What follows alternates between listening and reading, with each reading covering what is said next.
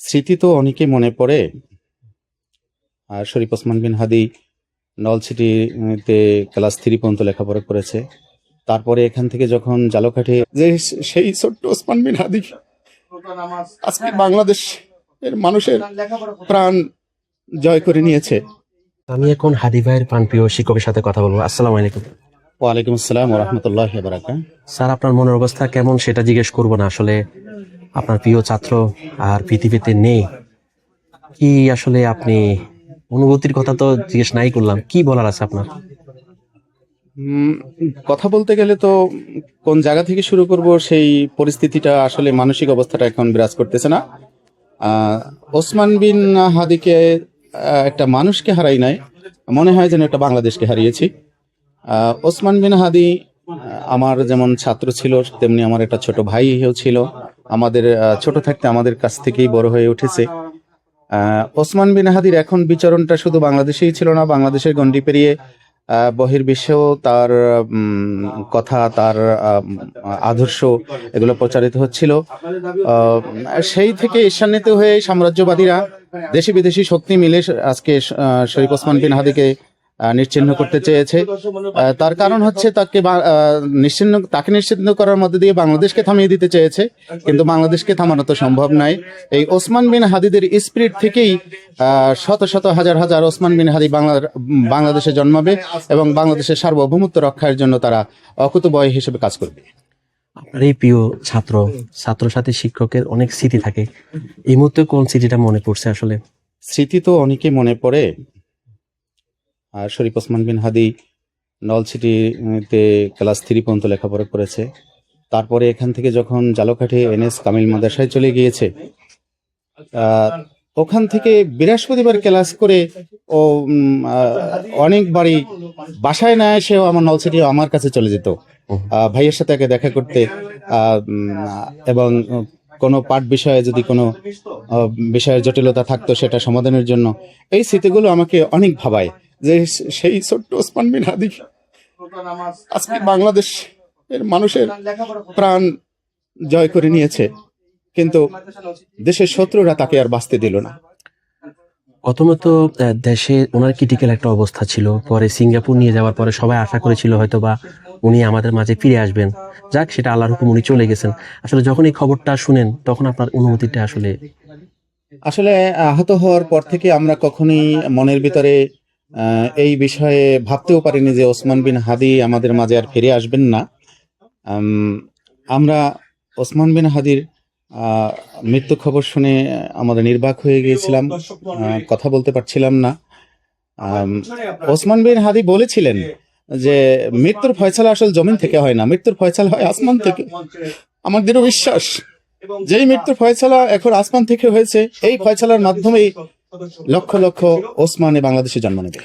ছিলেন, নির্বাচন করার কথা ছিল, কি ভবিষ্যৎ পরিকল্পনা ছিল, এলাকাবাসীর জন্য কিছু করার কি ওনার চিন্তা ভাবনা ছিল বা কি ছিল, কিছু কি শেয়ার করতো আপনার সাথে? আসলে ওটা তো আসলে ইনকালাব একটা মঞ্চ ছিল, সেটা কোনো দল ছিল না।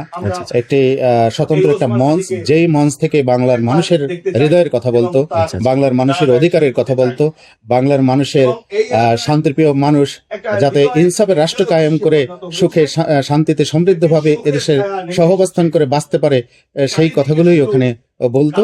এবং স্বতন্ত্রভাবে ঢাকা 8 আসন থেকে সে নির্বাচন করার কথা জানিয়েছিলেন এবং সেই প্রচার কার্য চালাচ্ছিলেন এবং তার জনপ্রিয়তা তুঙ্গে ছিল। আমরা যেটা শুনতে পেরেছি যে সুষ্ঠু নির্বাচন হলে সেখান থেকে সে বিজয়ী হয়ে বাংলাদেশের পার্লামেন্টে অবদান রাখতে পারত। যেখানে অবদান রেখে এই বাংলাদেশের জন্য যেখানে আইন প্রণয়ন হয়, সেই ভূমিকাই তিনি রাখতে চেয়েছিলেন বাংলাদেশের মানুষের জনকল্যাণের জন্য।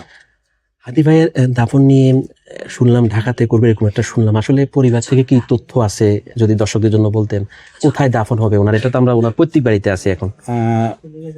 পারিবারিক সিদ্ধান্তটা এখনো স্পষ্ট নয়, তবে পারিপার্শ্বিক অবস্থায় আমরা যেটা বুঝতে পারছি এবং শুনতে পাচ্ছি, তাতে তার দাফন সম্ভবত ঢাকাতেই হবে। যদি ঢাকাতেও হয় তাহলে নলছিটিবাসীর আমাদের ওই রকমের আমাদের আপত্তি নেই, কিন্তু একটা আপত্তি আছে, একটা এবং প্রাণের দাবি আছে সকল মানুষের, যেমন ওসমান বিন হাদির একটি জানাজা যেন নলছিটি চায়না মাঠে হয়, এবং এই দক্ষিণ বাংলার মানুষের বৃহত্তম বরিশালের সকল মানুষের প্রাণের দাবি যে ওসমান বিন হাদিকে এক নজর দেখতে চায় এবং তার জানাজায় শরীক হতে চায়। যদি ঢাকাতেই জানাজাটা সীমাবদ্ধ থাকে এবং এলাকায় যদি জানাজা দেওয়া না হয়, তাহলে মানুষের মনে একটি আকাঙ্ক্ষা রয়ে যাবে, যেমন ওসমানকে যেমন হারিয়েছে, যেমন জানাজায় অংশগ্রহণ করতে পারবে না, এই কষ্টটা থেকে যাবে। সেজন্য সকল কর্তৃপক্ষের দৃষ্টি আকর্ষণ করছি এবং বিনীতভাবে অনুরোধ করছি, আমি ওর বাল্য শিক্ষক হিসেবে, আমি ওর ভাই হিসেবে এবং নলছিটি আপামর জনগণের সকলের পক্ষ থেকে নলছিটিতে যেন একটি অবশ্যই জানাজার ব্যবস্থা করা হয়, যাতে সকল শ্রেণীর মানুষ এই জানাজায় অংশগ্রহণ করতে পারে। সর্বশেষ পুরো দেশবাসীর নিকট হাদি ভাইয়ের জন্য কি চাওয়ার আছে? ওসমান বিন হাদির কণ্ঠ মিলিয়ে বলতে চাই যে ওসমান বিন হাদি বলেছিল যে আমাকে যদি কেউ বুকে অথবা মাথায় গুলি করে মেরেও ফেলে, তবে দাবি হচ্ছে একটা, যে এই সন্ত্রাসী এই গোষ্ঠীর ধরে যেন বিচার করে দেওয়া হয়। আর যদি বিচারটা না হয়, তাহলে তো এই ওসমান বিন হাদিরা যুগে যুগে এরকম হারিয়ে যাবে। আর ওসমান বিন হাদি জন্ম হলেও মুখ খুলবেন না, তারা চুপে থাকবেন। শুধুমাত্র বিচার চাই এবং এর মধ্যে দেশি বিদেশি ষড়যন্ত্র যাই থাকুক, সেটা জাতির কাছে এবং জাতির সামনে উন্মোচন হোক, এটা জোর দাবি জানাচ্ছি। আপনার নাম স্যার? আমার নাম M.A. রহিম। আচ্ছা, হাদি ভাইয়ের স্যারের সাথে ধন্যবাদ আপনাকে। জি, এতক্ষণ হাদি ভাইয়ের স্যারের সাথে কথা বলছিলাম, ওনার বাল্য শিক্ষক। আসলে উনিও দেশবাসীর নিকট দোয়া চাচ্ছিলেন। আর আসলে এখন মাগরিবের শেষ সময়, দেখুন আপনার সাথে আমি শেয়ার করছি হাদি ভাইয়ের স্মৃতি বিজড়িত সেই বাড়ি। এখানে জায়গায় জায়গায় ওনার স্মৃতি ছড়িয়ে ছিটিয়ে আছে, সব জায়গায় হাদি ভাইয়ের স্মৃতি এখানে আছে। যেহেতু ওটা ওনার পৈতৃক বাড়ি, ঢাকা থেকে আসলে উনি কিন্তু এখানেই থাকতেন। আমি এখন হাদি ভাইয়ের আরেকজন প্রতিবেশীর সাথে কথা বলবো। আসসালামু আলাইকুম। ওয়ালাইকুম আসসালাম। আপনি হাদি ভাইয়ের কি হন আমি সম্পর্কে? হাদি আমার কলিগ। মানে হাদি একজন ভালো লোক ছিল। তো 22শে অক্টোবর আসছে, 23শে অক্টোবর মোট 24 ঘন্টা মানে নলছিটিতে ছিল। এই ঘন্টা আমি জব করি, তারপর ওর যতটুকু দেখার মতন দেখছি, ও মানুষের জন্য প্রতিবাদ করতো। এই প্রতিবাদ হয়তো বাংলাদেশের মানুষ এই প্রতিবাদ যারা করে, অন্যায় যে জন্য বিরুদ্ধে চোখে দেখে, সে কিন্তু এই দুনিয়াতে থাকে না।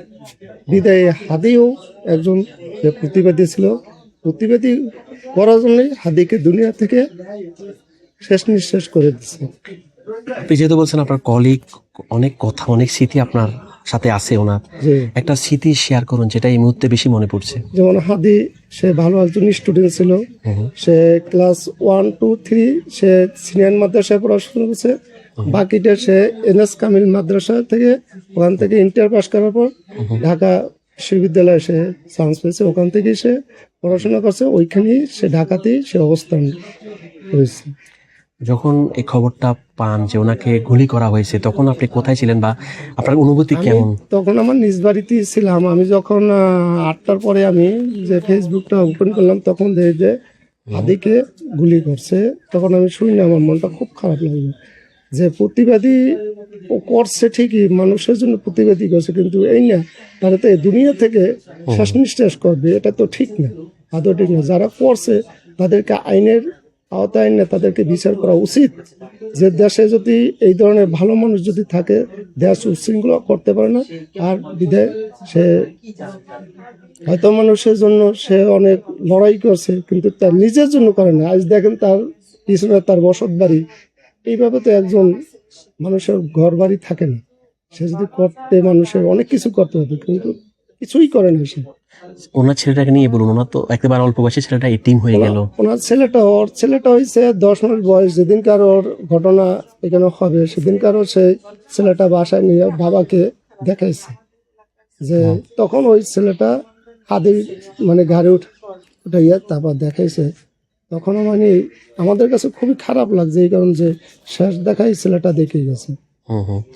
আচ্ছা, আরেকটা কথা বলবো, সিঙ্গাপুর নেয়ার পরে অনেকে আশা করেছিলেন উনি আমাদের মাঝে হয়তো বা সুস্থ হয়ে ফিরে আসবেন।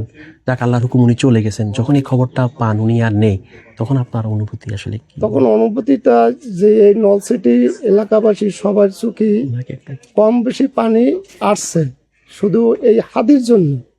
কারণ হাদি একজন ভালো মানুষের ছিল দেখে সেই জন্য তার সবারই মুখে কষ্ট লাগছে, মনে কষ্ট লাগছে যে হাদি দুনিয়া থেকে চলে গেল।